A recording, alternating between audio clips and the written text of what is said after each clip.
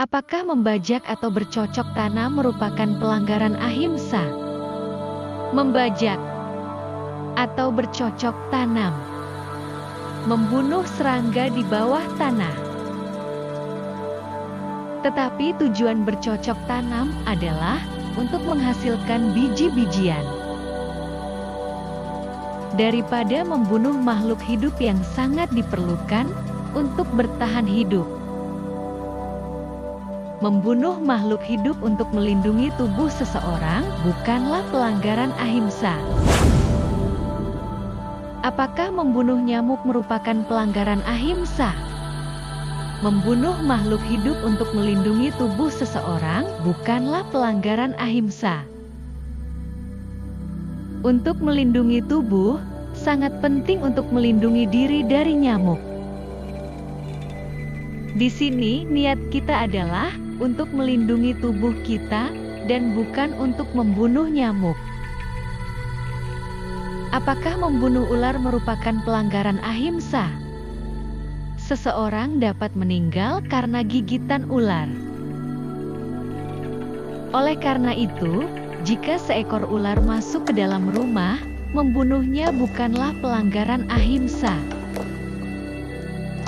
Tetapi membunuh ular di luar rumah tanpa alasan apapun adalah himsa.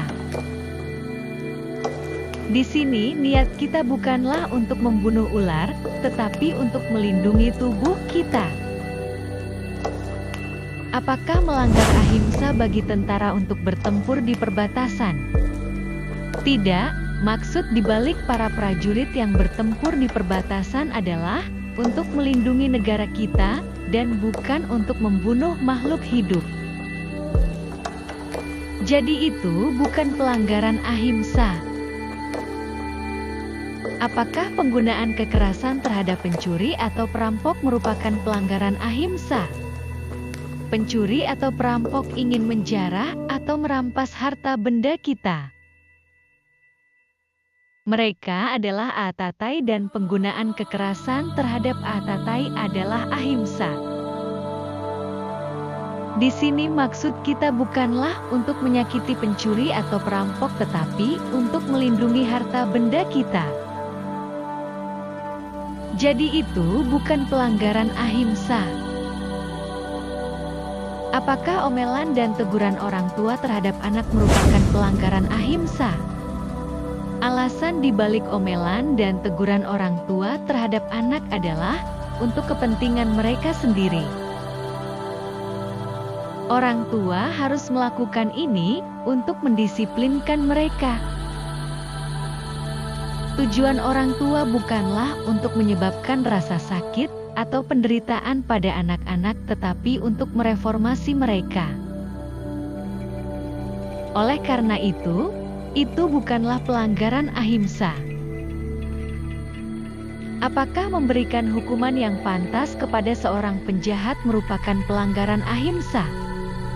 Tidak, karena hukuman diperlukan untuk mereformasi setiap penjahat. Jika tujuan dibalik pemberian hukuman adalah untuk mereformasi penjahat dan bukan untuk memberinya rasa sakit, maka itu bukanlah pelanggaran ahimsa. Apakah penggunaan makanan non-vegetarian oleh manusia merupakan pelanggaran ahimsa? Membunuh makhluk hidup untuk menyelamatkan nyawa bukanlah himsa. Hanya makhluk hidup yang dapat menjadi makanan bagi makhluk hidup lainnya. Namun, sebelum mengonsumsi makanan, ada dua hal yang harus diingat. Pertama, bisakah kita bertahan hidup tanpa membunuhnya atau tidak? Kedua, sebisa mungkin, makanan yang kurang berkembang kesadarannya haruslah makanan yang seperti itu. Artinya, jika ada sayuran, maka hewan tidak boleh dibunuh. Karena perkembangan kesadaran lebih sedikit pada tumbuhan dibandingkan pada hewan. Bahkan jika sayur-sayuran, buah-buahan dan akar-akaran tersedia, mengonsumsi daging sebagai makanan pastilah himsa. Di daerah bersalju, ketika sayur-sayuran, biji-bijian, buah-buahan, dan akar-akaran tidak tersedia, makan daging bukanlah pelanggaran ahimsa. Apakah ahimsa untuk mengolok-olok orang lain, mengkritik mereka, dan menertawakan mereka atau menghina mereka? Mengolok-olok orang lain, mengkritik mereka, dan menghina mereka adalah himsa. Karena itu melukai martabat mereka dan menyebabkan mereka sakit mental.